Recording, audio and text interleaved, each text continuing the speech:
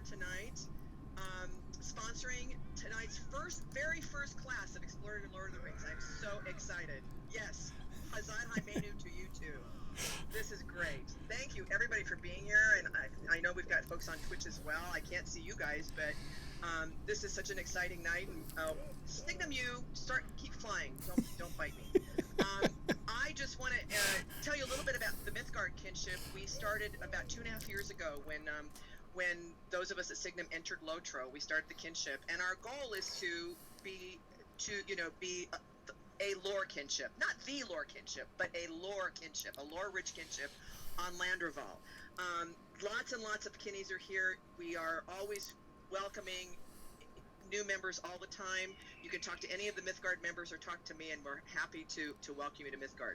So without any further ado, I want to introduce to you our lore master from Gondor, also known as Corey Olsen, and a personal friend of mine, Corey Olsen. All right. Thanks very much, Trish, for the introduction. Thanks, everybody, for coming. This is so exciting seeing everybody here. As you guys have probably heard, we have a new in-game lore hall that has been constructed for this class. Unfortunately, there was not an update in time. So the next time there is an update, it will be installed, and it should be over right here to my left, right here in this courtyard. So this will be the entrance point to the new lore hall that they made for us, which should be a lot of fun. In the meantime, we'll just hang out here in the courtyard next to the cat lady and hope that we don't bother her cats too very much. Thanks, everybody, for joining us. So let me start off here at the beginning first, and I hope you all bear with me. Just kind of giving an introduction to sort of the technicalities of how to proceed and how this is going to go. First off, let me just say, this is really an experiment. We've never done this before. In fact, I don't know that anybody... In fact, I know for a fact nobody's ever done this before, because Signum University is the only university with a Twitch channel, and so trying to do a class and interactive discussion, not just through Twitch, but in-game as well, we have a lot of balls in the air here. So I hope that you will bear in mind that we're just sort of trying this out and be a little bit patient with us. Let me explain exactly sort of how this is going to work here. So those of you who are here with me in game, we'll be hanging out here in game. I'm going to talk about the books, of course. I will have some text from, I have slides like I usually do when I teach. I always like to do close reading of the text. So I have a bunch of passages from the book, from chapter 1, Long Expected Party, that we're going to be talking about today. And I'm going to put those on my screen. So even if you're in game with me, you'll want to monitor the Twitch channel so that you can see the passages that I'm putting up on screen. So that way we can be looking at the same thing. If you have your copy of the book with you, you're of course welcome to follow along, but it'll be easier to find them if you put them up. If you just have them there on the Twitch channel. So through Twitch, you can get me visually. You can see me down here in the corner, and you can hear me through Twitch as well, and you'll be able to see the passages that I'm doing. That video is going to be recorded and posted to YouTube, and the audio will also be posted as well. Okay, so second thing then. The second thing is, if you want to participate in the class, and let me for the benefit of the people on Twitch, let me show this on my screen as well. If you want to participate in class discussion, I really strongly encourage that, and I welcome that. And any questions that you have, of course, as we're going along, often when I'm talking about passages, I'll ask you guys questions and be interested to hear, what kinds of things you notice when we're talking about one of the passages from the text. So here's the trick. Twitch, of course, has that nice chat window, which is awesome, and it's a lot of fun.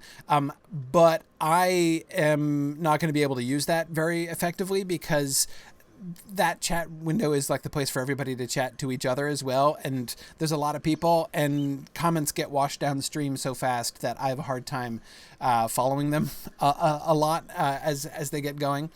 So here's what we're doing. We're using for people who want to participate in class, and again, don't forget, if you're on twitch.tv/signumu, you can just sit back and watch and listen and get everything in the class. It's totally fine. But the easiest way for you to participate is to go to our Discord channel. Now, most of you should. We have it up here on the Twitch channel. So Trish, if you could post the link, the Discord link there into the Twitch chat, then we can make sure to have it there again. Go to Discord again. Let me show you what this looks like. So hang on, here we go on my screen. So here's our Twitch channel, right? So here's the chat that you can participate in if you want to chat with other people, and you're always welcome to do that. If you go to the Discord link, the Discord is a separate site, a separate interface that allows for both audio and text interface. So if you follow the link that Trish is posting, it will take us to the Lore Hall questions for Corey. That's where we are. And so what I would like is for in this space here, just don't type anything to each other. Just type, this is just for me. Okay. So I will be monitoring this constantly. So I'll be able to, and you'll see as we start going through how I always like doing that. I always like, tracking along with your observations and your comments and your questions. I like for book discussions to be as interactive as possible. So, but JJ, I'm not going to answer that question. So that's the place where you go to post questions that I will get and see. The Twitch chat is where you can just talk amongst yourselves, to each other. Okay. And then the third place for you to know about, is for asynchronous questions. So if you're watching the recording of this afterwards, or if you're listening to this on the podcast stream, on mythgard.org, if you go to the events tab, Exploring the Lord of the Rings is the first element on that menu there. And on that page is a link to the discussion board. This is the Mythgard on Lotro discussion board. And if you click down here on Exploring the Lord of the Rings online, this gives you places where you can post. Now, the questions for Narnian section is the one in particular, where if you're listening to the class or watching it asynchronously, right? Maybe you're doing this tomorrow, maybe you're doing this next month, or maybe it's 2027 and you're listening to this, then you can post that. I can't promise that I will still be monitoring it in 2027, but in any case, I should be monitoring this now. So just post something in questions for Narnia, and I'll try either to interact with you there or integrate it later on. So that's how that will work asynchronously. So again, Twitch for watching and listening live, Lore Hall questions for Corey on Discord here for typing things that I can see, and then the discussion board here for questions for Narnian, for posting questions asynchronously after the fact. Okay, is that clear? Is everybody okay? Now, if you do want to participate in the field trip at the end of class, so we're going to have book discussion for about an hour and a half, and then we're going to go on a field trip. And our field trip today will be to Hobbiton primarily. And we're going to see some of the things and talk to some of the characters and look at some of the ways in which the story elements that we were talking about, that we'll be talking about today, are integrated into the game world in Lord of the Rings Online. So of course, obviously, you guys are welcome to hang out and then come with me on the field trip. For those of you who are very low level or don't have any idea what you're doing, which I know there are several of you in that situation, many of you have just started characters.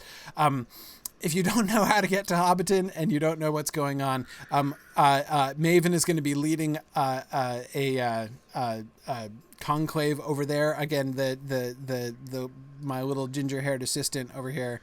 Where did she go? There she is over there. You can talk to her and she'll help you to figure out what's going on. By the way, so you can see it on the Twitch channel. You see my eagle? So that's a kind of a joke that I'm giving a lore talk while having an eagle flapping above my head in the game, because of course, as you can see on the Twitch channel, I have an eagle on this banner that hovers right above my head, and every time I've taught a class for like the last 3 years, I'm here like with this golden halo of the seal of Signum behind my head and the little eagle right up above my left temple. So it was kind of a little inside joke that in the game I actually have an eagle whose name is Signum U, floating up above my head. Anyway, okay, so are we ready? Are we ready to begin? I'm excited. Okay. So let's see if we can Let's see if we can make all of this happen. So, all right. I want to start off today looking at Hobbit culture. So, the Fellowship of the Ring, first of all, many of you probably know that I'm quite a completionist. I love to start things at the beginning and work my way all the way through to the end. And so you may be perhaps puzzled why it is that I didn't start with the preface and the prologue and the foreword and all those things. Why are we skipping all this stuff at the beginning of the Fellowship of the Ring? Don't worry, we're not going to skip it. But I wanted to start at the beginning. And the beginning of The Lord of the Rings really is chapter 1. I say that because, of course, the prologue and the preface and the foreword, all those things were written afterwards, some of them significantly after the rest of the book was written. So I want to come back and I want to do those at the end, not so much at the beginning. After we finish, so when we get to the Grey Havens, which goodness knows how long that's going to take us, because we're totally, I have no aspirations, by the way, to get through chapter 1 in less than 2 weeks. I have 2 weeks planned, and we'll see what happens. And I will say, by the way, that, in my other classes, like in the Mythgard Academy classes that I do, I have a schedule and I try to, I try to generally stick to the schedule. But I don't have a schedule, and I'm not even going to attempt to stick to it in this class. So the whole goal of this is I want to talk my way through the Lord of the Rings, and I want to take my time. I want to take as long as it takes to talk about everything that I want to talk about. I've never ever been able to be like perfectly indulgent, I've always been like had a semester schedule or something that I had to adhere to or whatever, but no way. This is completely open-ended. So I'm really psyched for that. So in the Mythgard Academy classes, people always tease me that I don't make it through all the slides that I, plan to get through. But here it totally doesn't matter because I can take however long I want. So, okay. It'll take us a while to get to the Grey Havens. After we get to the Grey Havens, we'll go back and do the prologue and the prefatory material, and then we'll go forward and do the appendices as well after that. So just wanted to tell you that's how it's going to go in the flow of things. And Veronica, exactly as you were just mentioning, that's exactly what the first thing I wanted to start with about chapter 1. Veronica was just saying that it's because chapter 1 is the transition between the two books, since The Lord of the Rings is supposed to have been a sequel to The Hobbit, absolutely, and that is of course where we begin. That's where Tolkien began. And let me, by the way, on that subject, give a tiny little plug. If you want to completely overdose on the Fellowship of the Ring in January, you have the opportunity to do that. The Mythgard Academy, which I don't know if you know about the Mythgard Academy, but it's the other series of book discussions that I do, also free on Wednesday nights. We are doing The Return of the Shadow. So this is the manuscript history. It's a sort of documentation of the manuscript history and the development of the Fellowship of the Ring story. So we're working our way through. We've not quite gotten to Farmer Maggot in that. In fact, we're going to go back and look at chapter 2 and the growth of the story and how in the last class, which was right before Christmas, we talked about basically the moment when the ring first occurs to Tolkien as the idea, sort of the germ of the new story that he's writing. And now tomorrow night, we're going to be going back and looking at his first attempt at chapter 2, basically, when he begins to give the background to the ring and to work that into the whole story. So if you want to follow along with that class too, as I said, you can completely OD on the Fellowship of the Ring this month. But in the Return of the Shadow class, we spent, I thought of that because we spent a lot of time looking at those very early drafts of chapter 1 of The Long Expected Party. And that was the seed. That was where the whole thing started. When he was challenged or requested or dared or begged by his publishers to write a sequel to The Hobbit, his where he started, what he came up with was The Long Expected Party. The idea that Bilbo has this birthday party and he disappears at it and then leaves the presents for people in his hole with like the snarky labels and things.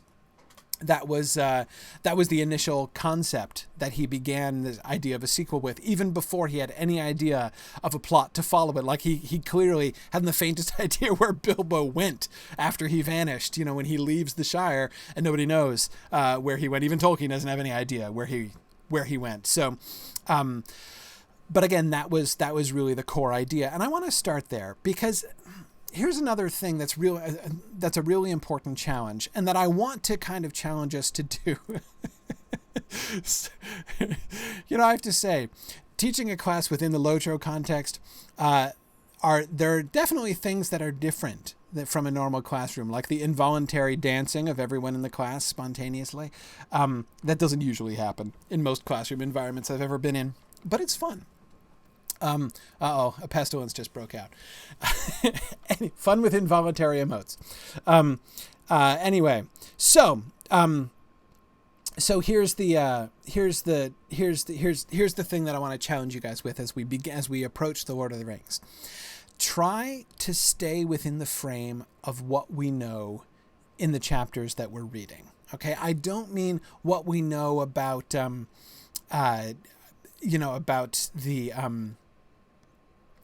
the history. Like, I'm not talking about the Return of the Shadow stuff. That's really interesting. I'm going to try not to talk about that stuff too much because it's a different class and it's not what we're here to talk about. We're going to be talking about the published Fellowship of the Ring. But one temptation that it's easy to experience when talking about the Lord of the Rings is jumping forward to be thinking about the other parts of the story. Now, it's relevant, of course, but I want to try to think not about what we're going to learn later, but about what we're being told here. And the primary thing I want to focus on today is the Shire, is hobbits and Shire culture, okay? Because this is something that I think it's easy to kind of make assumptions about, which aren't all really necessarily true, right? So let's try to take an objective look at what we learn about hobbits and what we learn about the Shire from chapter 1, okay? And there are a couple things I want to hit on. I want to look at a few things about the party, right? What do we learn about the party? Again, especially knowing that this was really kind of the core of chapter 1, the core of the whole thing, right, when Tolkien began it. And then the second thing, after we look at the party, I want to go to the conversation between Gaffer Gamgee and Sandyman and Daddy Twofoot down at the Ivy Bush. Because that, I think, is a very interesting and revealing conversation. It tells us a lot about the hobbits and about Shire culture. So we'll see if we get further than that. Probably not, but that's okay. So let's begin. I want to look at a few passages here. Let's see, where are my passages? Passage 1. Okay, so my overall title for this class was Return to the Shire, because to me that's one of the really interesting challenges at the beginning of the Fellowship of the Ring, when Tolkien sits down and says, okay, where is this place? The Shire wasn't even really necessarily in the opening draft. So it wasn't even officially the name of the place. He didn't really have a name for it. And he didn't really have it sort of worked out. It's really easy to kind of project backwards to The Hobbit what we know from The Lord of the Rings, or what we come to know by the end of The Lord of the Rings. But of course, there's very, very little said about hobbits or hobbit culture, other than in the very first chapter of The Hobbit. And mostly it's just background. We know that Bilbo has the whole Took and Baggins thing going on in his own makeup, right, from his parentage. And the struggle, or tension at least, between those two sides of Bilbo is a major feature of The Hobbit, of course. The Hobbit society, what we're told about the Hobbit society, is really just a kind of dramatic backdrop to that internal psychological issue of Bilbo's, right? We're told that, like, the majority of the Hobbit culture is essentially Baggins-ish, right? They respect the Bagginses because, Bilbo as a Baggins does the kind of thing that they approve of, right? He's always predictable and all that. He's respectable because he's predictable. There's the Took family, right? And although they're rich, they are weird, right? So they're in this they're in this sort of strange subcategory of hobbits, we're told in The Hobbit. Again, they're not a marginalized one. If anything, they're an elite subgroup, but they're still a subgroup, right? They're still different, sort of set off by themselves. Now, but again, he doesn't really flesh out what the culture is really like. We know very little about. Again, what we're told is really just as a kind of frame, really. All we get about hobbits in The Hobbit is basically like a portrait of Bilbo. And you can like kind of barely make out some things in the background behind him, right? But it's not really a picture of them. It's a picture of Bilbo. So what do we get? In the Long Expected Party, we are introduced to hobbits and to their culture more than we ever are anywhere else, really, right? So let's look at how that works. Passage number 1. Bilbo Baggins called it a party, but it was really a variety of entertainments rolled into one. By the way, I always read the passages aloud. When I am reading the passages aloud, I encourage you, any observations that you have of this specific passage that I'm reading, anything that jumps out at you as we're going through, go ahead and type that into the comments there in Discord, and I'll definitely see them. But it was really a variety of entertainments rolled into one. Practically everybody living near was invited. A very few were overlooked by accident, but as they turned up all the same, that did not matter. Many people from other parts of the Shire were also asked, and there were even a few from outside the borders. Bilbo met the guests and additions at the new White Gate in person. He gave away presents to all and sundry. The latter were those who went out again by a back way and came in again by the gate. Hobbits give presents to other people on their own birthdays. Not very expensive ones, as a rule, and not so lavishly as on this occasion, but it is not a bad system. Actually, in Hobbiton and Bywater, every day in the year was somebody's birthday, so that every hobbit in those parts had a fair chance of at least one present at least once a week, but they never got tired of them. Okay, what do we learn? What do we see here? What do you notice?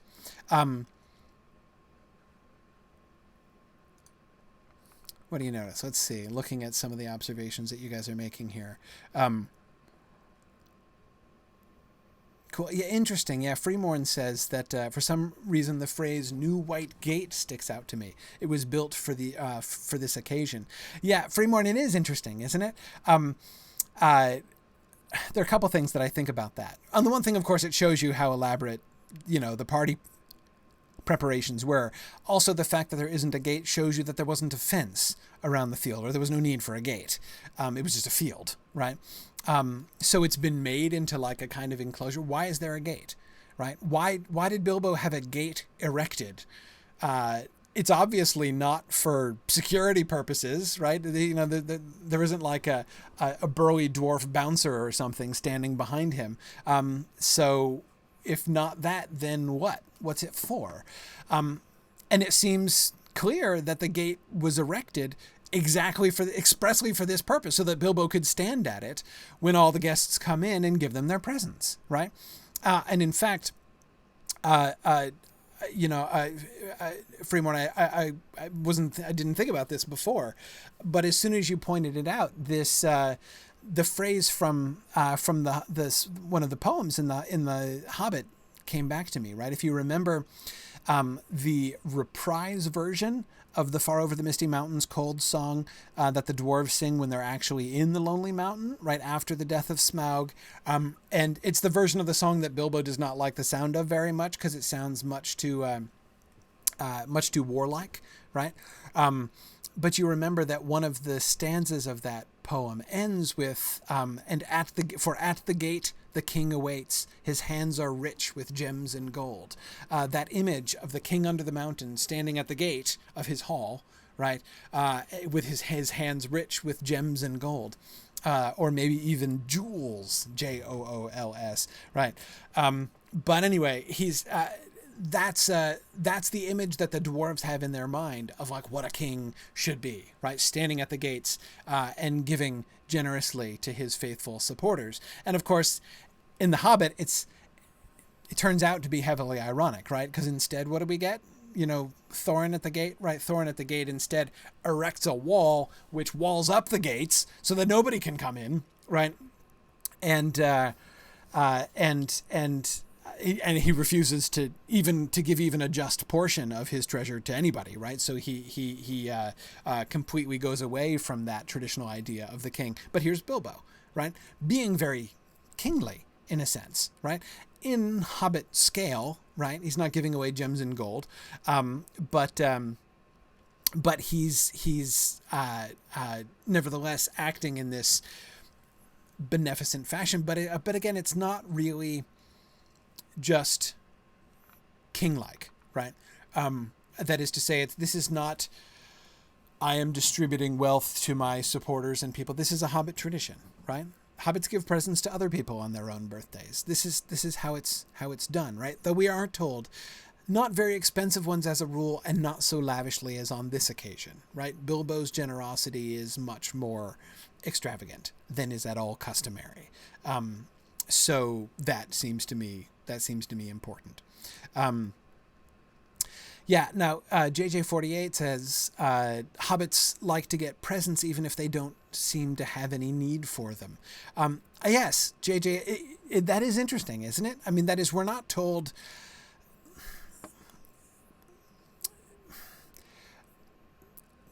Are hobbits materialistic, right? Well, maybe in some ways, but I don't think that's what we're getting here, right? If we come to say like, oh, they're all about me, right? They're all about getting stuff. That doesn't seem to be necessarily the way. Now, they're not totally non-materialistic, right? If they were, then nobody would sneak out around and come back for a second present, right? So clearly, like, there's at least some degree of present coveting going on here, especially once they see how lavish are the presents on that occasion, right? But anyway, they do seem to like presents, the idea of presents all by itself. Again, it's not just like the presents are a means to an end, right? I mean,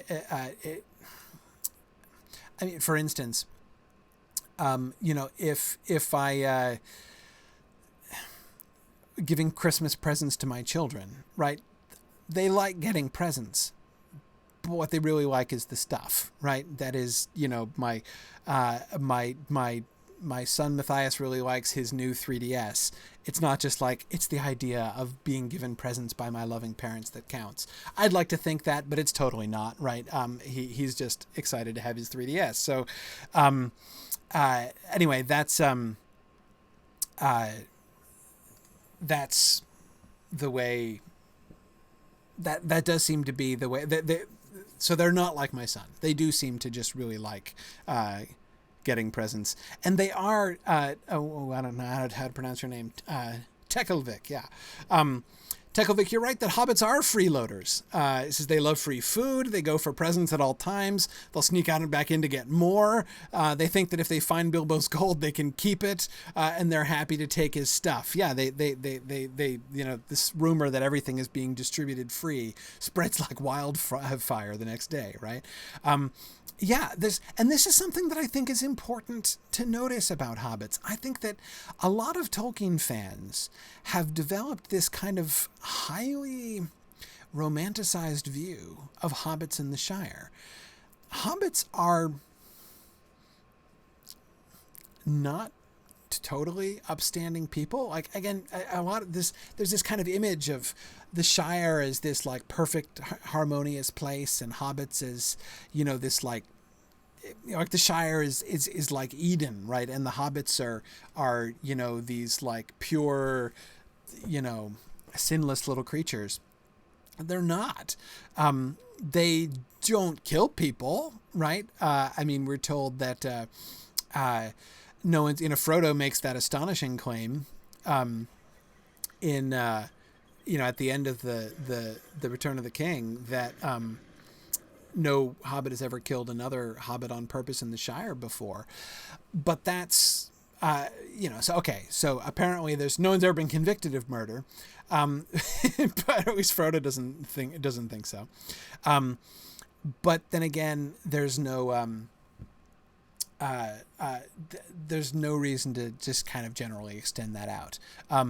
That Lobelia stole Bilbo's spoons, and he's not really forgiven her for it.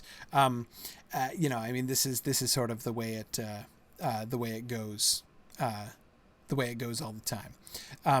So, all right. More. What else do you notice? Yeah. Raban says they are cheeky and not above minor skullduggery for personal gain. Yes, absolutely not above it in any way. Yeah,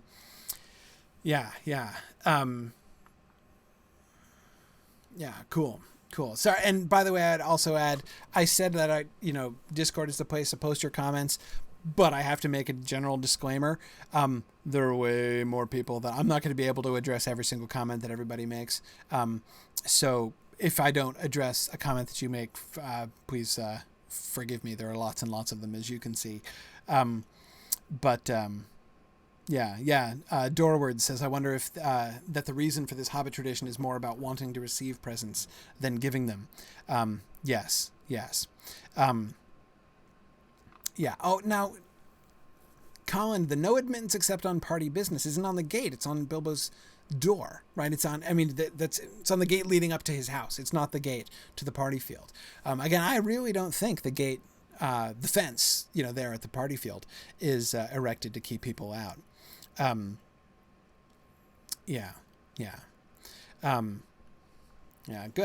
Good. All right, more. Let's look at, let's learn some more stuff about hobbits here. Okay. I hope you're all, this is from Bilbo's speech, of course. I hope you are all enjoying yourselves as much as I am. Deafening cheers, cries of yes and no, noises of trumpets and horns, pipes and flutes and other musical instruments. There were, as has been said, many young hobbits present. Hundreds of musical crackers had been pulled. Most of them bore the mark Dale on them, which did not convey much to most of the hobbits, but they all agreed that they were marvelous crackers. They contained instruments, small but of perfect make and enchanting tones. Indeed, in one corner, some of the young tooks and brandybucks, supposing Uncle Bilbo to have finished, since he had plainly said all that was necessary, now got up an impromptu orchestra and began a merry dance tune. Master Everard Took and Miss Melilot Brandybuck got on a table and with bells in their hands began to dance the Springle Ring, a pretty dance, but rather vigorous. But Bilbo had not finished. Seizing a horn from a youngster nearby, he blew 3 loud hoots. The noise subsided. I shall not keep you long, he cried. Cheers from all the assembly. That, by the way, is one of my favorite sentences in the entire speech scene. Cheers from all the assembly, when he says, I shall not keep you long. Notice the tone of the whole thing. And I don't mean Tolkien's tone in describing it. I mean the whole tone of the scene, right? That is the tone of the hobbits' interactions with each other. Right? Look at the two interactions that I quoted in this passage, right? I hope you're all enjoying yourselves as much as I am. I shall not keep you long, are the two lines that Bilbo delivers, right? And both times he gets heckled, essentially, right? Not mean-spiritedly, right? But could you imagine if somebody, like your host, stands up at the party and says, I hope you're all enjoying yourselves as much as I am. And someone's shouting, no, right? Now, there are a couple different ways in which you might shout no, right? One is, if you want to complain or joke about complaining, maybe you're being sarcastic, right? Saying no. Maybe this is an interpretation of that which didn't occur to me for a long time. Maybe they're teasing Bilbo. Maybe Bilbo's a little tipsy and has been kind of ostentatiously having a lot of fun himself, and they're teasing him, right? I hope you're all enjoying yourselves as much as I am. No, not quite as much as you are, Bilbo. Ha ha ha. Right? I could imagine that as being the significance of all of the of their shouting no. But still, again, it's the tone of the thing which I find so interesting, right? So what does this, what else do we see? What else does this suggest? Of course, and again, like the cheers, right? When he says, I shall not keep you long, and they all burst into cheers. Raban, there's a lot of teasing and joshing around. We see that all the time, right? I didn't put this on a slide, but again, another passage that I've always really liked is the comment that Mary Brandybuck makes, right? When Lobelia delivers that crushing parting remark, right? Well, she hadn't thought of a truly crushing parting remark, right? Which is, "You're not a Baggins, you're a Brandybuck," right? And Frodo turns to Merry and says, "That was an insult, if you like." And Merry says, "It was a compliment, and therefore, of course, not true," right? Again, that whole tone of teasing. This is very much part of Hobbit spirit. So we get this general sense they don't seem to take themselves, and they certainly don't seem to take each other very seriously. There are very few hobbits who seem to be really kind of on their dignity. And the only ones who really seem to be on their dignity are the Sackville Bagginses, right? They are very dignified. There are very few of the other hobbits who really seem to be highly dignified and to take themselves really seriously. Not taking themselves or anybody else overtly very seriously seems to be pretty much a Hobbit trait, I would say. Now, Tekovic, that's a really good comment. That we do see a class distinction here. So that's definitely something to be aware of. That we don't see Gaffer Gamgee talking either to or about Bilbo in these tones, right? The people who are heckling him from the crowd here are his peers socially. So that seems, and even not just his peers social, but his family, right? His relations and connections, even if distant ones.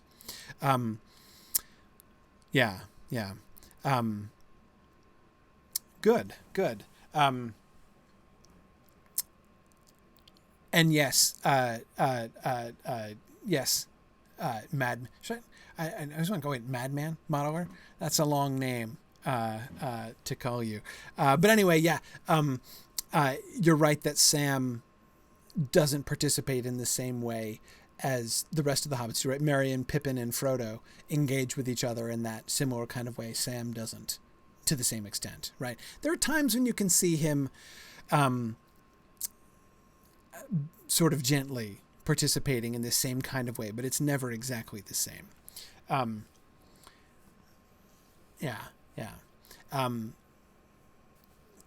What else? What else do you notice from this scene? And of course, the other thing that really seems to me very noteworthy is the dancing, right? There's this lack of restraint, which seems to me in keeping with the other, right? In keeping with this sort of general lack of dignity, right?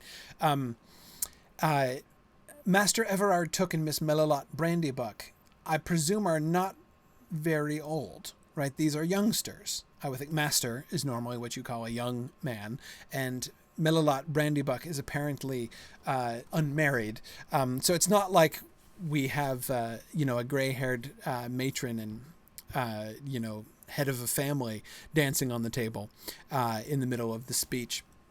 But still, this is it's cited as what seems to be only a small increase, right, over the general merrymaking, right? I mean, it's not completely beyond the pale. It's just the most notable example of the kind of merrymaking that's breaking out around the tent, right? And remember, notice when it happens, right?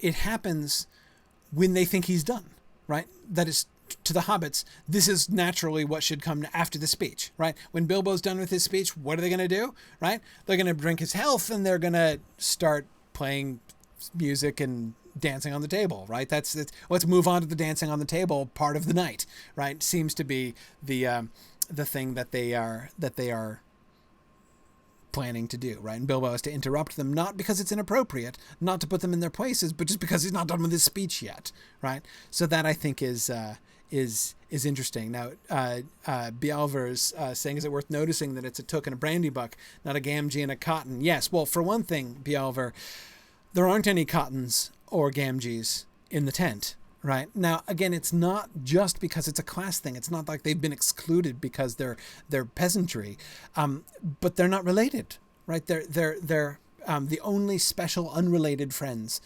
like Gandalf is there, right? He's not related to anybody, but he gets a seat at the table anyway, right? He gets counted among the gross because he's Gandalf, right? He's a special family friend. Anyway, so I would emphasize that it is family, but I mean, there's no question. There's definitely kind of a class thing going on there. But even among them, right, it's not a boffin and a brace girdle dancing on the table either. It's a token of Brandybuck, and that does not seem horribly surprising. And we'll come back to that. We'll come back to that in a bit. Simon, there's not a reference to Sam being there. Sam was at the party. I mean, of course, we know that the party tree holds special significance for Sam, for his whole. But remember, Sam's going to be quite young. Frodo is significantly older than the others, right? So they're quite young still at this time. Remember, there's a long gap. There's a 17-year gap between Bilbo's party and when Frodo leaves, when they go off on their journey, right? So, and Frodo is only now just coming of age, and again, he's the older, and the older by a good bit, compared to the others. So Merry, Pippin, and Sam are doubtless at the party, but they're quite young. And would he be invited? I mean, he's the gardener's boy at that point. And again, I know this seems hard, right? But I don't think he would have had a seat at the table. Bilbo is generous to the poor hobbits who live near to him. And in fact, it's an interesting point. One of the few times I'm going to indulge myself in dragging in a little piece from The Return of the Shadow. In one of the passages in the early drafts of Chapter 1, one of the things that is listed as particularly peculiar about Bilbo was that he used to spend a lot of time hanging out with poor hobbits. So that basically he was not only more generous, but also much less of a snob than a lot of his peers, was one of the things that really marked him as being different and weird in Shire culture. So it's but still, even under those circumstances, hard to see him including, no matter how much he admires and likes his gardener, probably the gardener isn't at the table. Okay. All right. So let's move on. Okay. All right. So number 3, on the same sort of note of the tone, the sort of tough love that Bilbo shows to his friends and relations in the tags that he leaves on the gifts, his bequests to them, essentially. For Adelard took, for his very own, from Bilbo on an umbrella. Adelard had carried off many unlabeled ones. For Dora Baggins, in memory of a long correspondence with love from Bilbo, on a large waste paper basket. Dora was Drogo's sister and the eldest surviving female relative of Bilbo and Frodo. She was 99 and had written reams of good advice for more than half a century. For Milo Burrows, hoping it will be useful, from B.B., on a gold pen and ink bottle. Milo never answered letters. For Angelica's use, from Uncle Bilbo, on a round convex mirror. She was a young Baggins, and too obviously considered her face shapely. Okay. What do you notice about this? Right? What do we see? Now, again, we see the tone, right? I believe, right? I mean, I gotta believe the context of this, right, is that these are people that Bilbo has a connection with. This is not like Bilbo getting back at his enemies, right? Taking a parting shot at people, with the exception of Lobelia Sackville Baggins, right? But even with, she's a relation at least, right? But most of these people, I think, are not, yeah, exactly, Freeborn. They're not some random people. They're friends and relations, right? And he's teasing them. Tomas, exactly. That's exactly the word I would say. He's teasing them, and notice what he teases them for, right? Adelard Took, who borrowed umbrellas and didn't bring them back, right? Forgot to bring them back. So, that Fradoar took for his very own, right?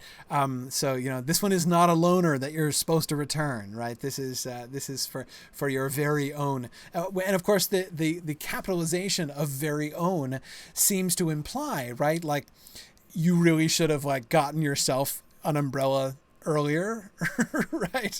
Like years ago, you should have invested in an umbrella and carried it around with you rather than borrowing mine all the time. The similar thing with Milo Burrows, right? First of all, note a gold pen and ink bottle is a lavish gift, right? I mean, that's a gorgeous and expensive gift. And yet it's teasing again, right? Milo never answered letters. I see you guys joking about, it's being hard to calibrate, how much you write to please Bilbo, right? Milo Burrows is teased for never writing, and Dora Baggins seems to be teased for writing too much. Now Nubo, that's a really great point. Nubo has pointed out, isn't it weird that there are umbrellas in Middle-earth? Yeah, it's one of the arguably two actual anachronisms. I don't remember any others. Actual anachronisms within the text. The other is the clock that Bilbo has on his mantelpiece in The Hobbit. The one that Thorin left the note under at the beginning of chapter 2. That he didn't find because he never dusted his mantelpiece that morning. It is odd that he has an umbrella. Tekelvik, exactly. We're going to get there. The express train that the dragon firework is compared to is not an anachronism in the same way. What I mean by actual anachronisms, I mean within the world. There are a couple of occasions on which the narrator, in describing things, uses a modern comparison. Right? But that's not an anachronism because it's not inside the world of the text. The narrator, of course, the narrator/editor/translator of the text is a modern person, right? So when we're reading The Lord of the Rings, we are hearing a modern person speaking to us, right? That's part of the textual framework of the entire story. So if the narrator tells us that the firework went by and sounded like an express train, it's not like there's an actual express train in the Shire, right? That would be an anachronism. So the Shire, the clock rather, and the umbrella, those are like real anachronisms in the text. Similarly, in the first edition of The Hobbit, the trees that the dwarves and Bilbo climb up to escape the wargs are compared to Christmas trees, which again, it's another sort of cultural thing. Anyway. Oh yeah, Freemorn, we're going to have a whole class on the textual history of the book. That's one of the reasons we're waiting, right? We're going to wait until afterwards, and we're going to look at that. Yeah, that whole note on Shire records. Oh, we're going to spend some time there. Don't you worry. Yeah. See, Nubo, I don't think he's, Nubo was just posting links to ancient Chinese things which were sort of used as umbrellas and things. I don't think so. I think he didn't take it out because it can, well, I'm skipping a step here. The umbrella's in there from the beginning. And from the beginning, I mean, from when he first sat down and started to write a chapter as a sequel to The Hobbit, and in the same kind of tone and, sort of concept as The Hobbit, right? When he was still writing a children's book and writing a children's book in the style that The Hobbit was originally written in. he was less concerned, as he is in The Hobbit, less concerned with making a really sort of internally consistent world. He was doing less.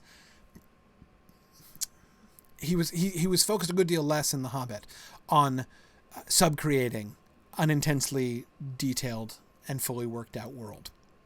It's just kind of not. The Hobbit isn't really there. That's not really the focus of The Hobbit.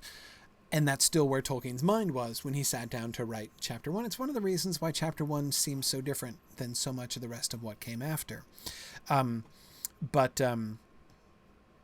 Yeah. So the umbrella was in there from the beginning, just like the mantle clock in The Hobbit, right? But he didn't take it out. Right, he had lots of chances to revise it. He did a bunch of revision to the different notes, which they were harsher, by the way. In the first, like the gloves were off in the first edition, like his very first draft of this chapter. He was much meaner in his notes. They're much softer now in the published version. But so he had lots of chances to take out the umbrella, but he didn't take it out. Right. And I think that's good. I think that's okay. He seemed to be fine with it. It was willing just to kind of let it go. Sure, hobbits have umbrellas. Not impossible. Right. Yeah. Anyway. Dora Baggins. That one I've always found the hardest thing to understand. That is he, we're told that the labels all have some message or some point or some joke, right? What's the message, point, or joke exactly to Dora Baggins, right? In memory of a long correspondence with love from Bilbo.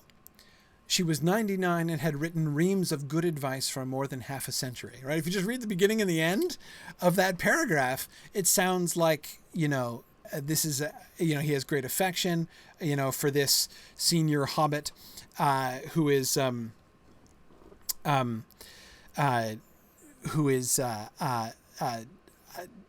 So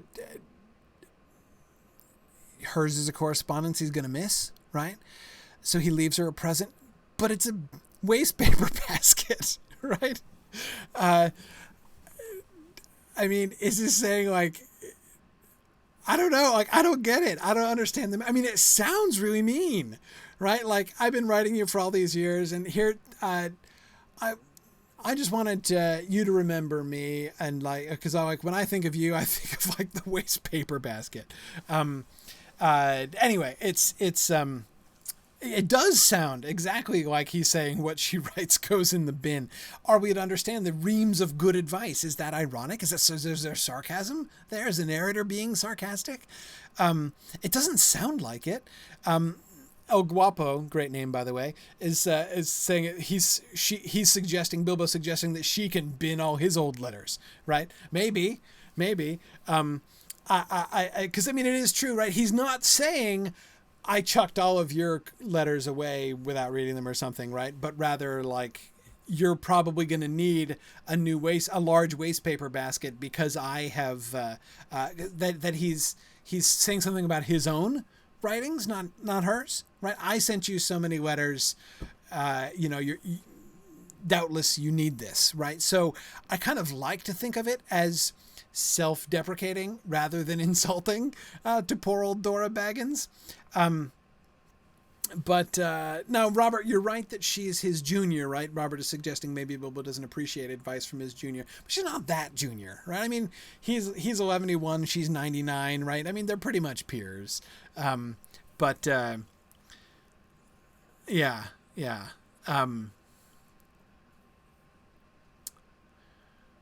Yeah, I don't know. Yeah, Tony, see, it is tempting also then just to say that to think that his point to her is here's where you can put your good advice. I don't like to think, I always feel bad for Dora Baggins.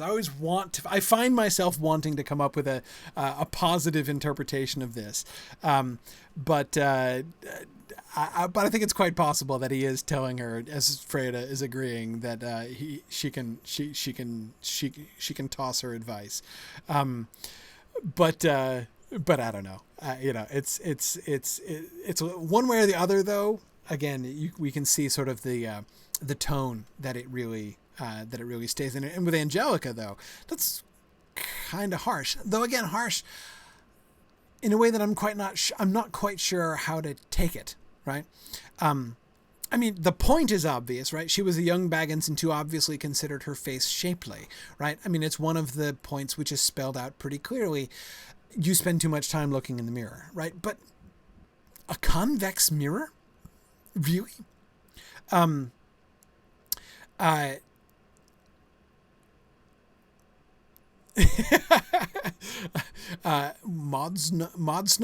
Is that Modsnotter? I don't know how you pronounce your name. The convex mirror will make her face more shapely. Yes, it will be a different shape, right? But it will be shapely still. Anyway, yeah. So it's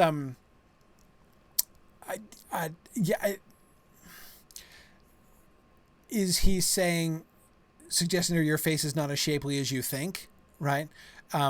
Try this mirror instead, right? Is this designed to make her sort of laugh at herself, right? For looking in the mirror so often. Anyway, I'm not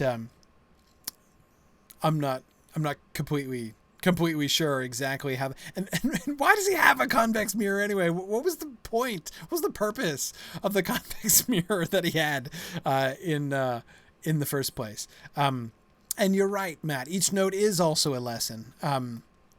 Matt says Dora can't have not known that she's going to be ignored a lot. It's akin to the pretty young hobbit. Yes, she gets a mirror, but the mirror shows that others look at her and see something different. Yeah, that certainly would make it a lesson, a point, right? Not just a joke, right? But some point, right? Absolutely.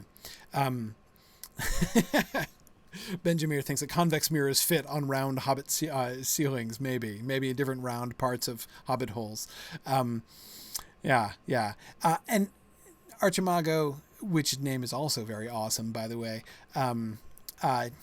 Archimago, please tell me, is your screen name a reference to Spencer's Fairy Queen? Because bonus points for you if it is. Anyway, okay.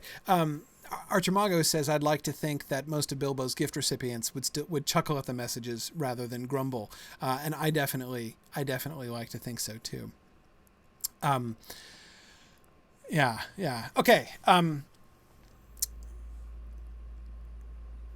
Okay, excellent. It is a Spencer reference, and I can tell that you're totally sincere about that because you even spelled Spencer correctly when you typed that. Way to go. Big Spencer fan here. Love the Fairy Queen. Wrote my undergraduate thesis on book 2, the Book of Temperance, Sir Guyan and the Bower of Bliss. Big fan. Anyway, cool. All right. So we begin to now just sort of back up for a second and look at the overall picture that we begin to see. Notice this sort of the trends. Again, in The Hobbit, all we're told is that they don't like adventures, right? They're kind of boring, stay-at-home people. They respect people who are predictable and they know just how they're going to act and just what they're going to do, right? You could be forgiven the impression that that the hobbits of the Shire are kind of boring, right? If that's that, it kind of sounds that way, potentially in The Hobbit, right? But of course, it's easier for Tolkien to kind of do that and toss and sort of pass it off because we don't learn anything more about them, right? We never really meet them. Here, of course, in the Fellowship of the Ring, we do, and we interact with them much more. And when we do, when Tolkien really kind of invests his imagination in the Shire, it's much more lively, right? There's a kind of humility, it seems, to Hobbit culture, that sort of not taking yourself very seriously. Even the way in which, notice one of the other things that I think that we can see about Hobbit culture, you can tell how nonviolent in general it is. I remember Tom Shippey giving a lecture about Beowulf at one point, and he was talking about the very elaborate formula that they use when addressing each other, and especially strangers. So you're very, very polite, right? People were always extremely polite, and of course Shippey says, well, naturally, of course, you're going to be extremely polite to somebody who might, whip out his sword and chop your head off if you give him a reason, right? And of course, this gets dramatized in The Hobbit with Bjorn, right? You should be very polite, very, very polite to Bjorn, right? Because you never know what that guy's going to do, right? The whole atmosphere of the Shire, if Bjorn were standing up there giving a speech and said, I hope you're all enjoying yourselves as much as I am, nobody would be shouting, no, I'm not, right? They wouldn't, but yes, sir, no, definitely, right?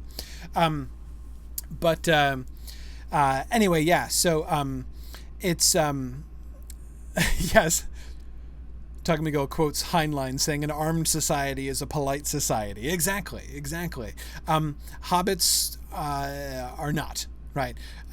There's a kind of laid back element to their culture that I think comes across very clearly. They don't stand on formalities. Right. Yeah, exactly. But brief reminder, if you're in the Discord chat, don't forget, please try to restrain yourselves from talking to each other in that chat, or else my screen will go past me even faster than it currently is. So remember that if you're typing in Discord, remember I'm your target audience in that, if you can. Yeah, good. Okay. Just a reminder, there's the Twitch chat for talking amongst yourselves, which I totally encourage. Anyway.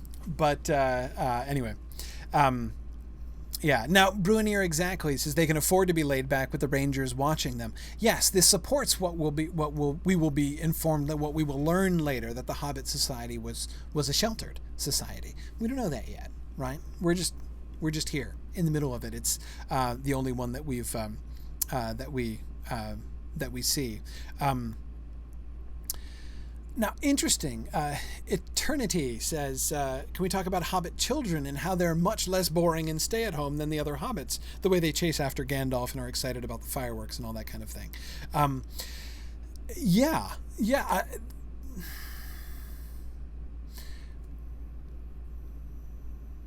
We'll come to that in a second, because I want to talk about Gandalf and his fireworks. If we get to the fireworks, we know I will have really exceeded my expectations for the evening here today. I'm not sure we're gonna.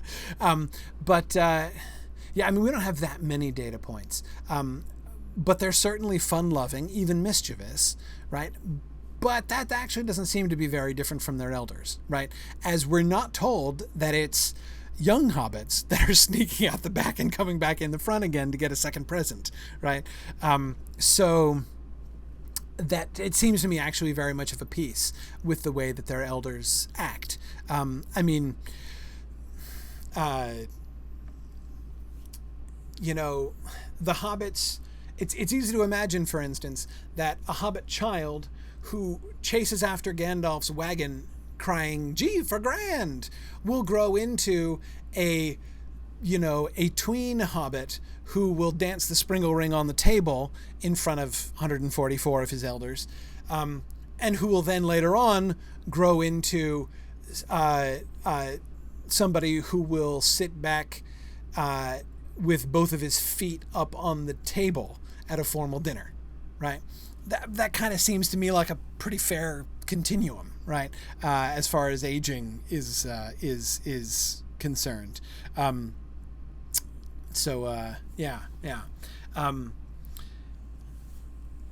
Good. All right.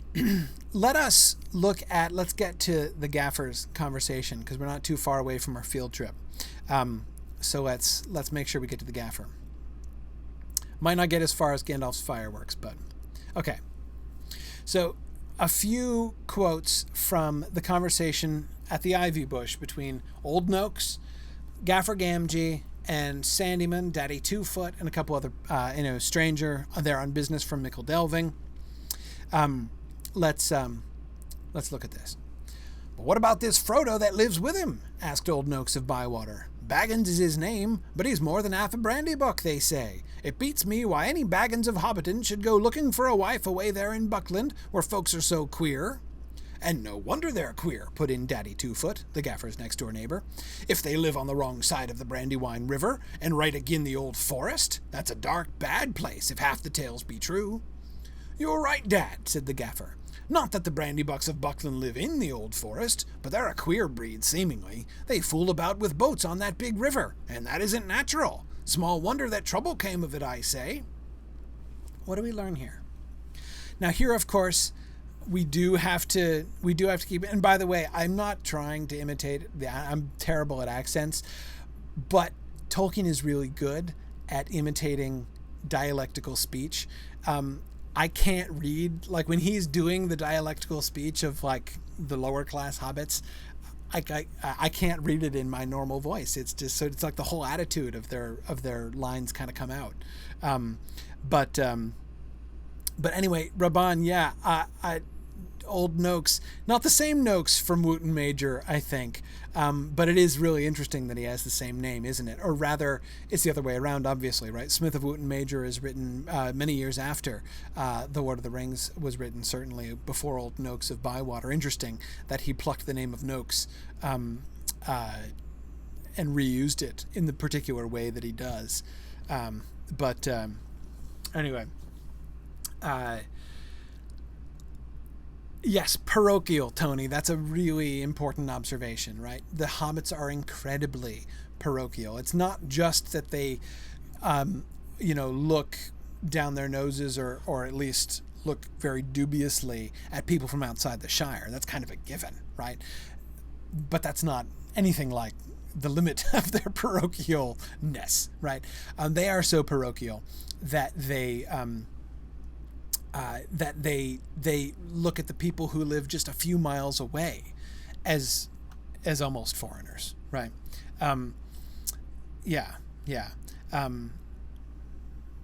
And good, yeah, Madman, you're right. They're suspicious, right? They're quick to suspect. There's a kind of, well, okay, I'll use this word because it's a fun word to say, but it's not quite fair to say it of the Gaffer, but scandal mongering, right? That is, they like sensational stories and they're ready to believe scandalous things about people who live outside their world, even if their world is so small that the people outside it are only like 10, 15 miles away, right? Anyway, yeah, so it's they're very suspicious, right? But the scandal mongering thing. Notice that small wonder that trouble came of it, I say. He's begging for somebody to say, what trouble came of it? He's spoiling to tell the story of the trouble that came. I mean, that is such, he's just begging to be asked to tell that story, right? Even though he knows that most of them have already heard it, right? And we're going to get there, right? He's going to get to tell the story, and the narrator is going to emphasize almost everybody there has always heard it, but they're ready to hear it again. The enjoyment of telling sort of these kinds of shocking stories and the desire to hear them again and again is definitely another part of their culture. It's definitely another thing that we can see. Good. Excellent. Sorry, looking at skimming through. I got behind on my page over here. Yes, gossip. It really is. Raban, you're right. It's really is. And Raban, is your name a Dune reference? Are you making a reference to the beast Raban in your name? But yes, they are huge. They are hugely gossipy. These hobbits are interesting. Tony Mead says it's almost like a call and response kind of storytelling. Yeah. Good.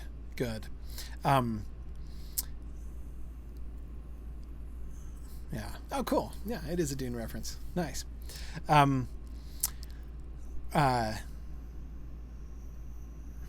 Excellent.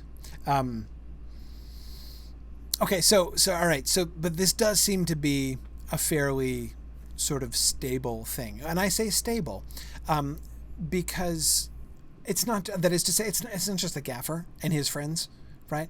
It's not even just a class thing, because you'll notice Lobelia talks in a similar kind of way, right? Her whole insult, right? You're not a Baggins, you're a Brandybuck, is premised, it seems, upon the same kind of thing, right? I mean, she also seems to believe that away there in Buckland, folks are queer, right? I mean, it's just weird people living over there, right?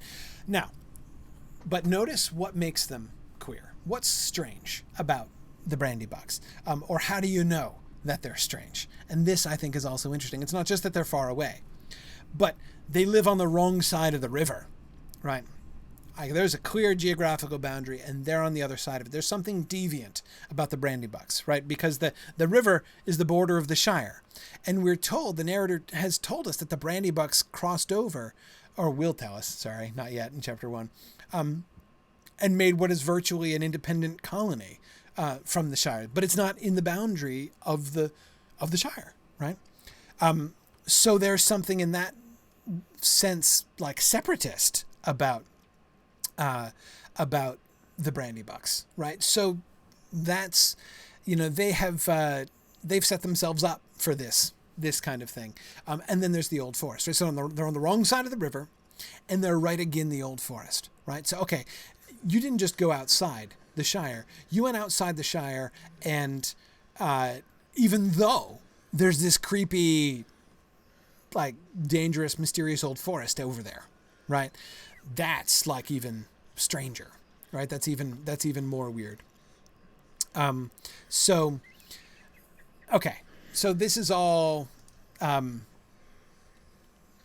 kind of, again, it shows us about the, not just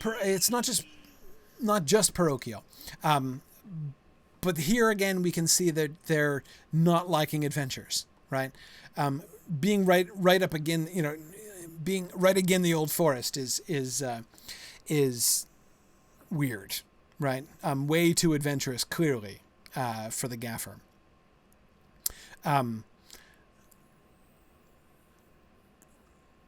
Yeah, more. Okay, so here's when the Gaffer gets to tell the story he was fishing to tell before. And Mr. Drogo was staying at Brandy Hall with his father-in-law, old Master Gorbadoc, as he often did after his marriage, him being partial to his victuals and old Gorbadoc keeping a mighty generous table. And he went out boating on the Brandywine River, and he and his wife were drowned, and poor Mr. Frodo only a child and all. I've heard they went out on the water after dinner in the moonlight, said old Noakes, and it was Drogo's weight as sunk the boat. And I heard she pushed him in, and he pulled her in after him, said Sandyman, the Hobbiton miller. You shouldn't listen to all you hear, Sandyman, said the Gaffer, who did not much like the miller. There isn't no call to go talking of pushing and pulling. Boats are quite tricky enough for those that sit still, without looking further for the cause of trouble. Again, notice how the Gaffer was spoiling to tell the story, right? And everyone else was obviously spoiling to respond to it, right? Noakes is already, right, with his theory. I've heard they went on, and Sandyman is spoiling with his too. Now, notice the Gaffer's response to that, right? We've been talking about gossip. I use the word scandal mongering, but when it comes to real scandal, the Gaffer's not having any of it, right? There isn't no call to go talking of pushing and pulling, right? First of all, it would mar the no murder record, and how ironic, right? That Frodo, who declares no one has ever been murdered, like if his own parents had murdered each other, right? That would be heavily ironic, but no, I don't think there's any reason to suspect it, really. Anyway, it's it's interesting, sort of the limits. He'll talk about the Brandybucks, right? They're queer people. They go fooling about, with boats on that river. So in a sense, they were asking for it, right? Remember what he said before? Is no, it was no. It wasn't. I'm gonna misquote him, right? Small wonder, right? Small wonder that trouble came of it, I say, right? The moral of the story is don't fool around with boats on that big river, obviously, right? What they have no sense over there in Buckland? Obviously they don't, right? But so he's willing to go there, but he's unwilling to go further, right? The idea that they actually, that there was pushing and pulling involved, right? That this was like a double murder or whatever. This is,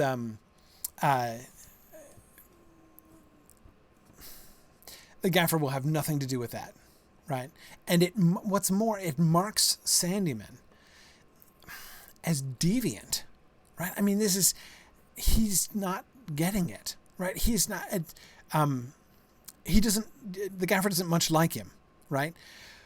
But he really kind of breaks the whole spirit of things, right?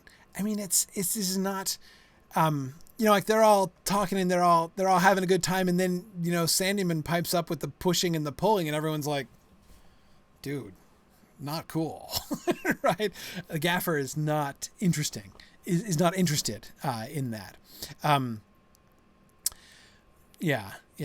Pialver is wondering if there's something suspect about being a miller. Well, yes, there is. But it's not usually this. I mean, millers have a bad reputation. There's a long tradition of sketchy millers, especially in medieval literature that Tolkien would have known quite well. The millers, and again, this is true even in other of Tolkien's works. If you read Farmer Giles of Ham, the miller is one of the enemies of Farmer Giles. He's a very unpleasant character there as well. Tony and Tank and I was thinking of Chaucer, of course. Millers have a bad, but it's not just in Chaucer. Millers have a bad reputation, but the reason they had a bad reputation is that millers, of course, there's never more than one mill in a town, unless it's a very huge town, usually only one mill for several towns around. So the miller has a very important monopoly, and therefore is in a position to really squeeze his neighbors if he has a mind to, or cheat them, or any number of things. And so they have a really shady reputation among sort of the kind of lower level literature of lower class wise literature of the Middle Ages. Anyway, yeah, so that's why they're kind of untrustworthy. There seems to be, I mean, this is not just a Tolkien kind of trotting out that old miller stereotype, because the millers are, that Sandyman is not bad in that way, right? I mean, the questionable things about Sandyman and his son Ted don't have anything to do with the traditional vices of millers, really. So again, it's not exactly the same, but at the same time, coming from a medieval literature perspective, it's totally not a shock that the miller is questionable. And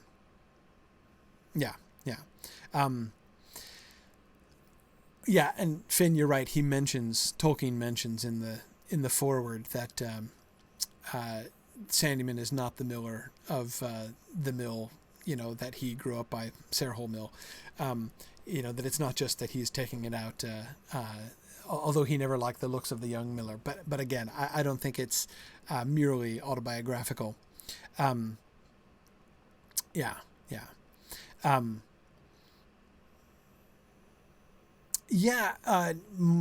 to call you Mode Snoder, because it'd be more fun if your name rhymes internally.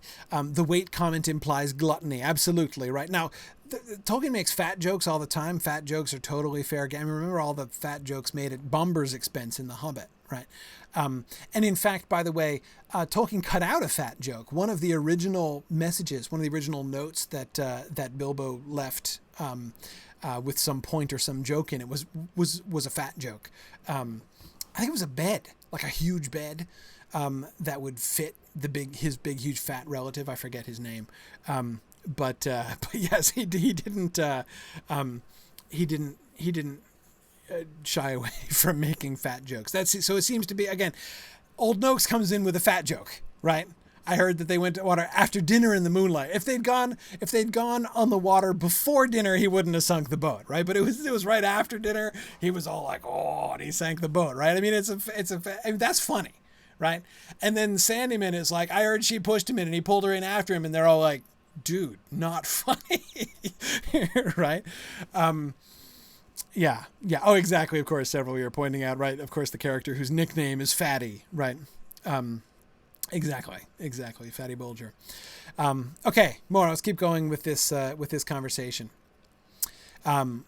This is talking about Bag End now specifically. You'll remember that the reminiscences of those who have been around for a long time, who've been, or neighbors to Bilbo, are in high demand as the party approaches. And this is in response to the visitor from Mickle Delving, who says that he's heard that all the hill is full of tunnels packed with gold and silver and jewels.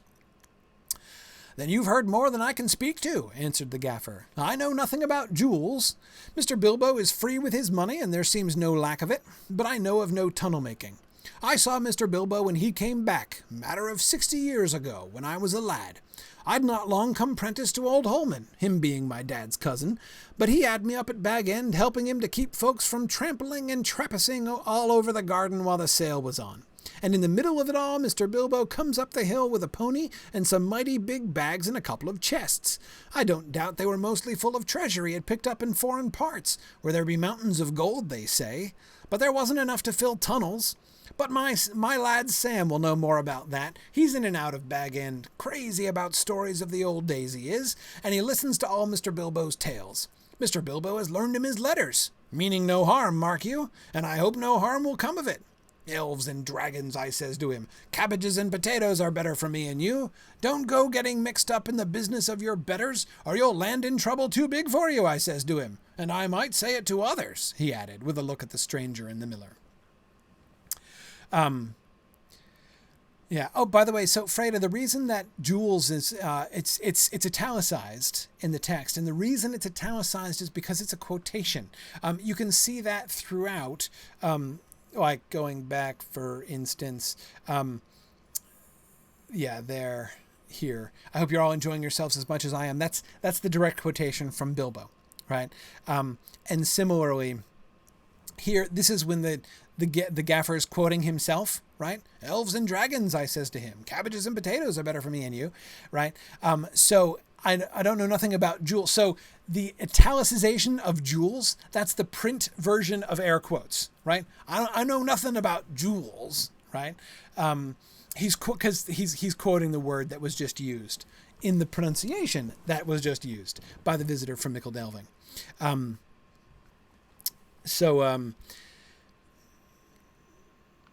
Now, why do I think he deliberately misspelled it? I do think it's a hint of the accent. Yes, I think it's a hint of the it's part of the overall kind of dialect of their speech. Not only the Gaffers but the visitors as well.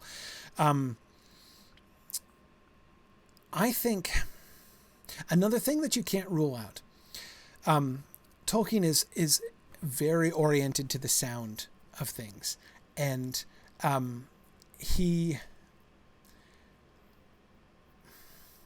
there are several occasions on which he will spell things in a way to make sure they get pronounced right.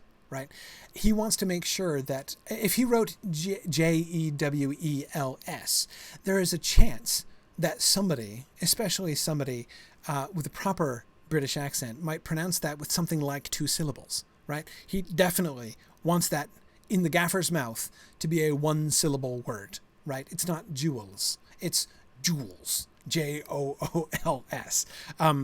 So I think it's yeah, it's gayer. It's not about shortening things, right? It's not like texting language or languages on signs or things like that. Because remember, this is transcription of a conversation, right? It's about how it's supposed to be pronounced. So yeah, exactly, Kat. It's phonetic spelling essentially. And it is definitely a sort of a pointing to the fact that he is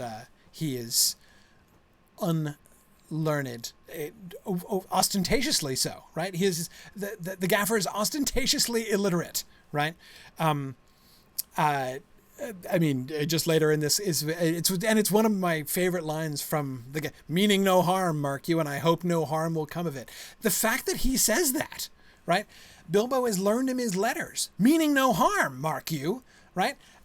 He's got to emphasize that he doesn't, in his opinion, Bilbo was not attempting to harm Sam by making him literate, right? That's obviously something on the table, or even potentially something that he might imagine everyone's going to assume to be true, right? Like, oh, he did? Like, why would Bilbo do that to your son, right? So he definitely, the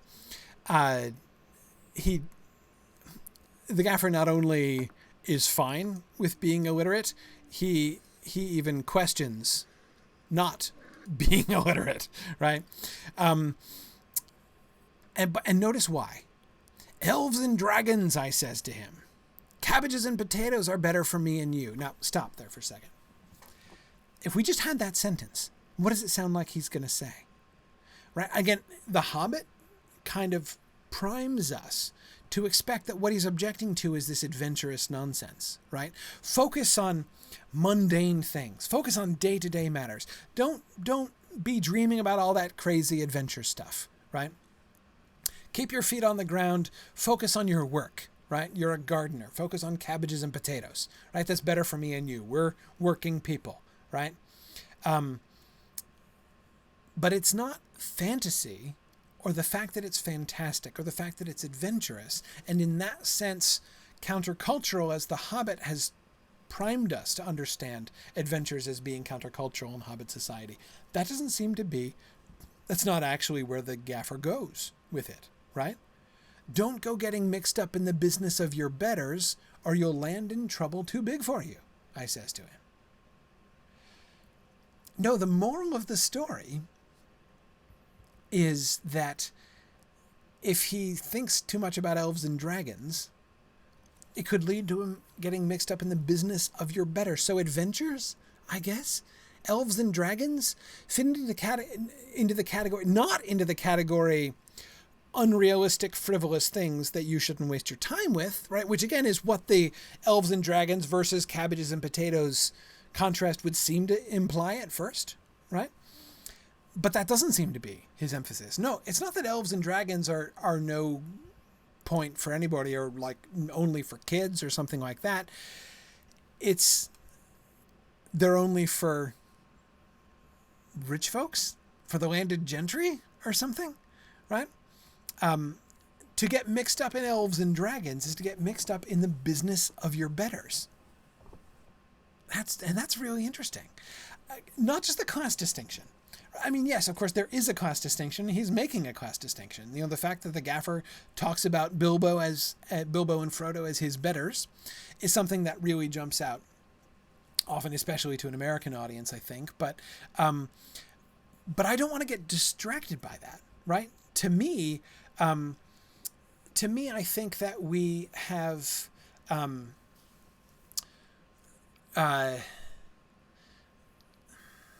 We see a different glimpse of something about Hobbit culture here, right? The fact that he is so, but though it's not unknown in the Hobbit, right? Remember the Tooks, right? The Tooks are the best of the betters, right? They're the richest, most famous of all of the noble houses of that. Noble isn't a word that's really used of them, but you know, people that the Gaffer would consider his betters, the Tooks are the top of the heap, right? And those are Tookish things. Elves and dragons, I mean, are Tookish things, right?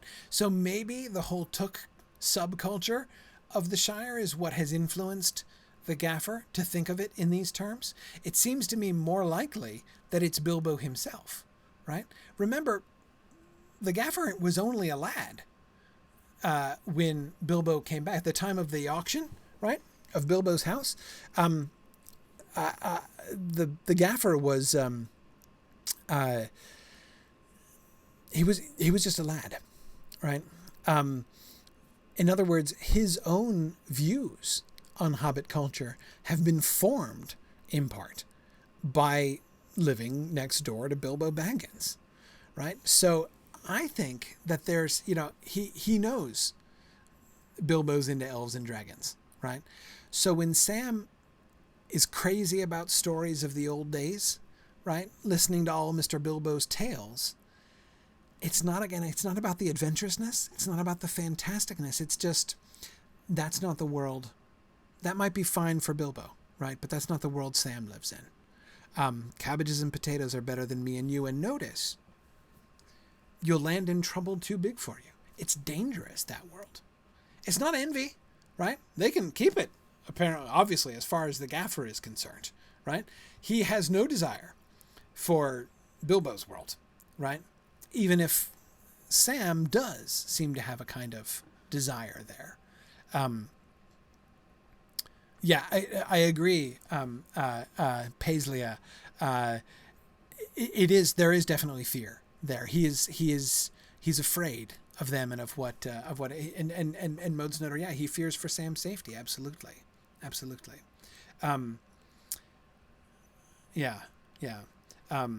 Good. Matt says, it's easy to forget that Bilbo is the only Hobbit in living memory to have likely worn a sword with the thought of using it. Yeah, Matt, recalling, of course, that line, that wild, frenzied imagination that Bilbo has at the end of Chapter 1 of The Hobbit. The dwarves may have thought him a burglar, but he would have been a knightly figure for the hobbits. Absolutely. And Archimago, you're right. The Gaffer, of course, that sentence is, in the end, very prophetic, right? Sam, no one can argue that Sam does not, in fact, land in trouble too big for him, right? Way too big. All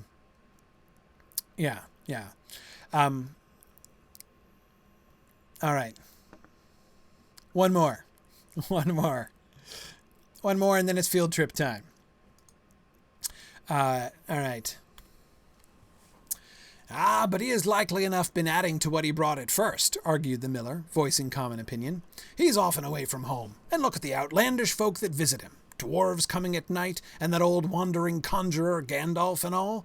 You can say what you like, Gaffer, but Bag End's a queer place and its folk are queerer. And you can say what you like about what you know no more of than you do of boating, Mr. Sandyman, retorted the Gaffer, disliking the miller even more than usual.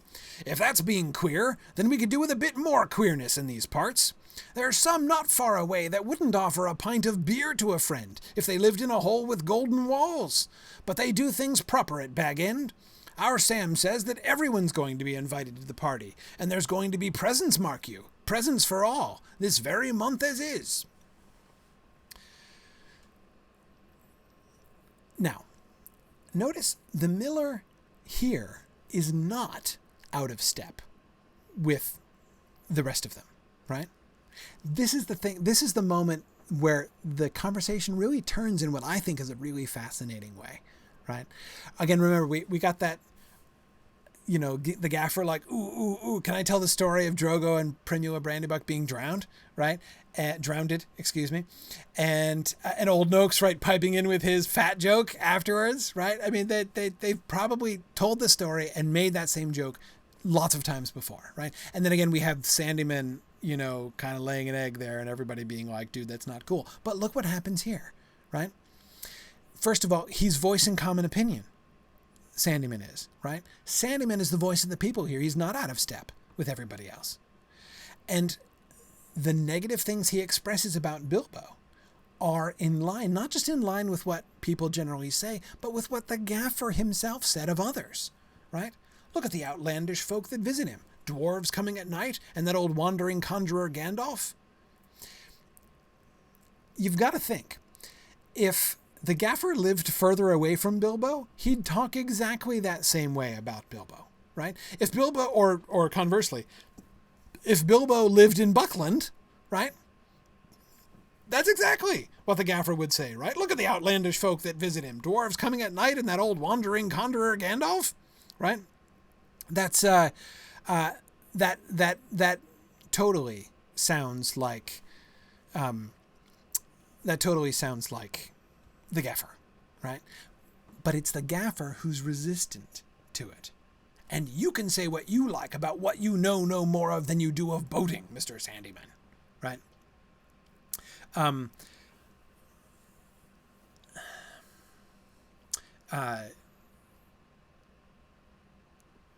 The Gaffer is the one here who's being more countercultural. If that's queer, then we could do with a bit more queerness in these parts. Remember, queer is the adjective that he was using about the Bucklanders earlier in this conversation, right? And no wonder they're queer, right? Living on the wrong side of the river and right up against the old forest. Bilbo is a neighbor, right? Lives right next door to the Gaffer. So he can't be queer in the same way that the Bucklanders are way over there in Buckland, right? But he acknowledges Bilbo's queerness in a sense, right? But if that's being queer, then we could do with a bit more queerness in these parts. Yes, Bilbo is unusual, but how is he unusual? He is unusual for being more kind and more generous than usual, right? And Tony, I agree. The dig about offering beer seems to be directed at Sandyman. Now, presumably Sandyman does not live in a hole with golden walls, but there's some not far away that wouldn't offer a pint of beer to a friend. Yeah, Tony, do you get the impression that maybe Sandyman didn't stand his round when he was supposed to, right, at the Ivy Bush? I kind of get that impression. Because we know that Sandyman does live not far away, right? Though, Raban, you're right, he is the miller. He probably is richer. He's certainly richer. He's got to be richer than the Gaffer, right? Millers are always richer than gardeners, right? So yeah, I agree, Raban. It might be an exaggeration to say that he lives in a hole with golden walls. By the way, I would love it if that were some specific reference, right? Like if there were, if this were an exaggeration of something that was like, like if there were golden decorations or even like gold colored paint or something, and like if this were actually a really sort of a personal dig and him exaggerating it to say you're so rich and yet like you wouldn't even buy me a beer. Colin says like Sandyman has expensive wallpaper or something. Exactly. Yeah. This is clearly a dig at Sandyman. I definitely agree. So they're parochial, but of course they don't have this sort of romantic idea that everybody around them is like normal and good and everybody outside is automatically weird. And even he acknowledges the strangeness of Bilbo. Bilbo is strange, right? He's queer. He's weird. But that's shocking statement, right? That we could do with a bit more queerness in these parts, right? That he's a good kind of strange, and that's no bad thing, right? So his acknowledgement of that is, I think, really important. Okay, I'm gonna stop there. Next time, let me tell you a little bit about what we're going to talk about next time, so you can be prepared for that. I want to go back to the beginning, look at the first two paragraphs. I want to look at how Bilbo himself is introduced. I want to look, there are a couple more details from the party specifically. Look carefully at Gandalf's description of the fireworks. We're going to talk about that next time as well. And then Bilbo's disappearance. But then what I want to spend the majority of next week on is the scene with Bilbo and Gandalf. I'm planning to go through the confrontation of Bilbo and getting him to give up the ring. I want to go through that passage pretty much line by line, actually. So we'll certainly spend the majority of the next class on that. We may finish it, we may not. We'll see where we get next time. But yeah, so Erica, I know you're going to laugh at me next week, but I want to begin our second class with the first paragraph of chapter 1. So it's all good. It's all good.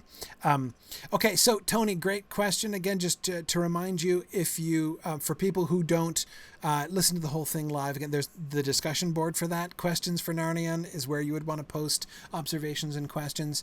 If you do it in the intervening week, I may be able to work those into the next week's question. If they're much later, I'll probably just answer by text. So yeah, so that'll be how we'll do it. Yeah, good. All right. Okay, so it is field trip time. So now we're going to transition. So for those of you, especially if you're listening to the audio version of this asynchronously, you can carry on listening. I'm going to carry on recording because I'm going to be talking about, but it's going to be a little bit more visually oriented. Because what I want to do, the fun opportunity here is to go through talking about the adaptation that the Lotro folks have done in making this game, right? They are really interesting and careful readers of Tolkien's text, and I have always been impressed from the day I began playing the game. I've been extremely impressed with how thoughtful and careful they have been in putting the game together. It is still, and I have said this many times, and I'll keep saying it until somebody comes along with better, but I'm not holding my breath. And that is, it's the best adaptation of Tolkien I've ever seen in any medium. Film, radio adaptation, anything. It is the best, most interesting, and most thoughtful. So I'm gonna keep my question stream open over here. So if you have observations or questions, again, if you're watching on the Twitch stream, you can still talk there, and I will get them. I will get them there. Oh yeah, for those of you watching at home, don't be alarmed by the giant shrew. That's just somebody's pet. This is the kind of thing one experiences. Hang on, I forgot to do one thing, which I'm realizing. I got to turn off my involuntary emotes. There we go. Okay. I'm going to stop flopping around.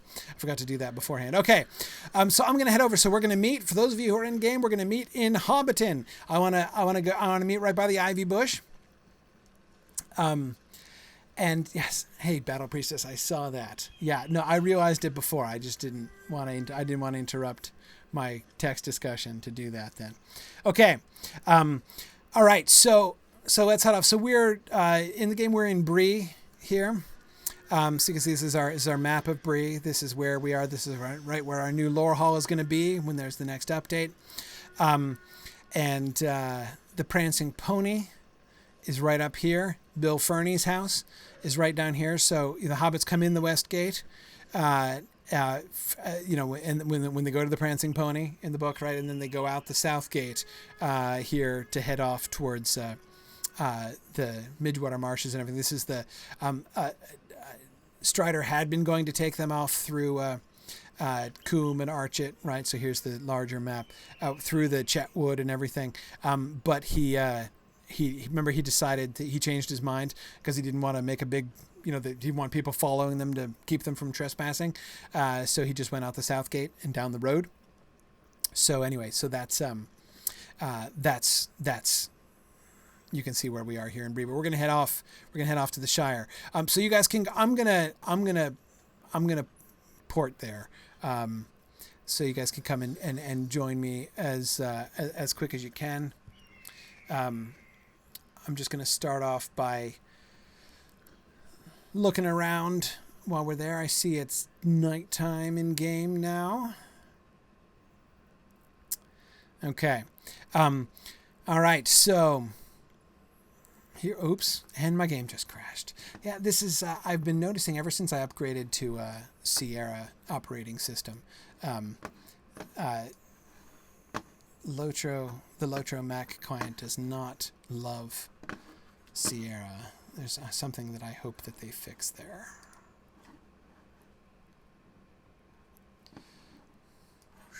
Whoop. Okay. All right, sorry. Be back in a second here.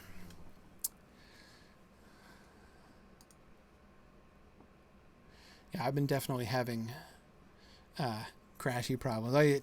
Aerotherd approves of my background. Well, let me pause since I have this moment to pause, since my game has crashed and I'm rebooting. Hang on a second. I'm having rebooting problems here too. No, don't do that. Okay, sorry. Try this again.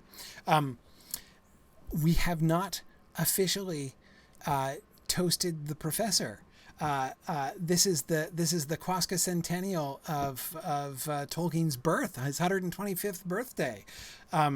So Tolkien is even older than Bilbo was at his long-expected party. So it was, by the way, a pure coincidence.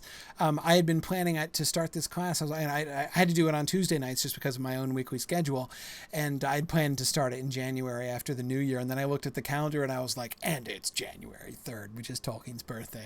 It is perfect. So, so anyway, to the professor, cheers, happy birthday, JRR.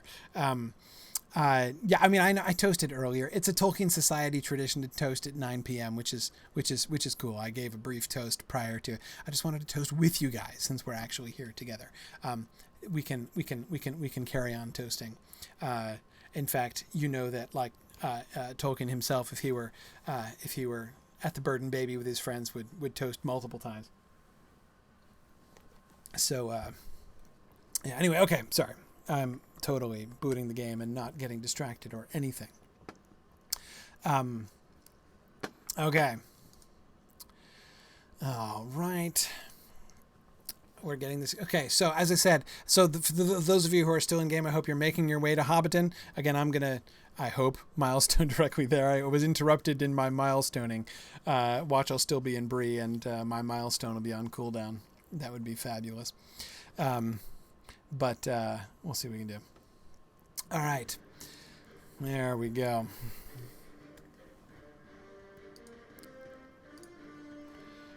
Okay, here we are. Yeah. Take me in here. Okay. Expand my window here. Okay. Excellent. Okay. Very good. I'll see Amy's Revenge says there she is. It's 20 after 9 in your time zone, right? So you must be Mountain Time Zone or in Arizona. So there you are. Okay, hey, look, I did make it to the Shire. Not bad. All right. So here we are in Hobbiton. I'm going to orient myself. There's the Stable Master. Okay, so here is downtown Hobbiton. It's not usually this crowded at this time of night. But you can see that Hobbiton, of course, it just means town of hobbits, right? It's from that the naming trend that he had in the Shire, in the Hobbit, when he just named things basically common nouns, right? The water, the Shire, or no, he didn't use the Shire. Hobbiton, the wood, the hill, all that kind of thing. So this is. You've got me on follow. Okay, that's good. That's one way to keep up with me, I guess. So here's the postman over here. Right? There's the mail service, which we know gets a lot of use. This, of course, with the sign, which is harder to see at night, but we can see this side of it, right, is the ivy bush, right? You can tell by the pub sign here, right? Standing right outside the ivy bush. And it's funny, people always forget about that. Not always, but people often forget about the ivy bush. Like the green dragon is the inn that gets all the press, right? Because of the joke that Ted Sandyman makes, right? There's only one dragon, in Bywater, and that's green, right? But of course, the green dragon is in Bywater. In Hobbiton, it's the ivy bush, which is where the Gaffer is. And here's Daddy Twofoot, one of the Gaffer's interlocutors, who is standing outside. He's got a ring over his head because it's a Yule quest, isn't it? a special quest line for the Yule Festival, which is going on right now, or just at the tail end of it anyway. So I love that they rely for Shire stuff a lot on Tolkien's own illustrations. The picture of the Hobbit holes and the sort of the swoopy ceilings and stuff are derived from Tolkien's drawings, and the round windows and round doors, they do those all very well, set into the side of the hill. But let's come across and see the party field. And we'll stop along the way because, of course, what we immediately see by the water here, of course, is Sandyman's mill. So if you look at the mill is not huge. It's not elaborate, right? This is the old mill, of course, before Ted Sandyman is going to tear it down and build another and a bigger and a better one, right? You can see how small of an operation this is. There's a water wheel, but it's a small building, right? There's clearly not much room for grinding that much flour inside there, right? It's a really small it's a really small area. So you can see how how Ted Sandyman is going to think there's room for improvement, right? But anyway, we'll get to that. We'll get to that later on. But I love the cute old little mill here. See what this area is. We've got this wagon here and these other wagons. This is the sort of like the shipping area, right? It's just a farmer. We've got people storing stuff here, right? Bales and crates and barrels and stuff. Not usually giant shrews or ghost bears, but and of course it's conveniently located right next to the mill because again, this is going to be the only mill for quite a ways around. So hobbits and hobbit farmers from lots of different areas are going to be bringing in their grain to get milled by the miller. Again, the miller has a monopoly and can kind of set his terms, basically. So that's why we get this kind of like supply depot sort of area. So you can see how they sort of thought it through. What's across the street? Of course, granaries, right? These would be the granaries where the grain and flour gets stored. So again, all of these are sort of buildings that are all connected to Sandyman.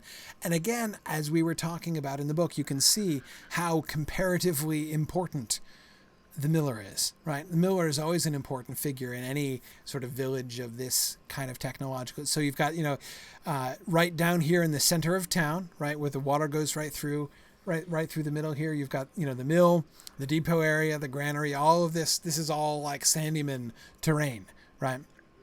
Whereas Bag End is up the hill here, right? So this is the hill that we're on. And Bag End is up the hill, and Bagshot Row. I love how Bagshot Row is envisioned. I'm sorry. Okay, there we go. Okay. I love how Bagshot Row is envisioned. Here, of course, this again it relies upon one of Tolkien's drawings. The famous painting. It's on the front cover of some editions of the film. I remember it was on one of the Ballantine Fellowship of the Ring paperbacks. When I was in high school, the light blue Ballantine paperback, not the dark blue one with Gandalf at the gates of Moria. Anyway, that famous drawing that he made of Hobbiton shows you can see Bagshot Row.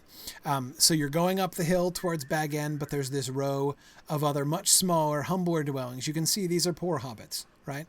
One door, one window in these little holes that are set into this sort of layer of the hill. So notice also that by this logic, the Gaffer, whose house this is, of course, we know the Gaffer's address, right, is number 3 Bagshot Row. So you can see, of course, that they have very carefully made it the third house from the main road here on Bagshot Row. The Gaffer also doesn't usually get this many visitors, but here's number 3. So this is Sam's house. Now notice it's slightly fancier than the other one, but still very similar, right? You've got these 3 holes, all of which, number 2 Bagshot Row is, I don't know if that's where the Widow Rumble lives, but it's got 3 windows, right? That's pretty darn fancy. And where do we see the Gaffer? Well, of course, we see him in the middle of a large crowd of people, but there he is, right? No, not him. There he is. There's Gaffer Gamgee, gardening, right? And he's got. Notice he has his little garden, his own little garden plot here. He doesn't have an elaborate garden, right? He just grows vegetables in his little vegetable garden here, off to the side, because most of the gardening he has done for others. He has there's an orchard, right next to him up over here. If you talk to him in game, he'll give you a quest to collect apples in the orchard, which is right up on the side of the hill over here. But notice, thinking about that conversation now, and again, this is not just how it's depicted in the game. This is based on Tolkien's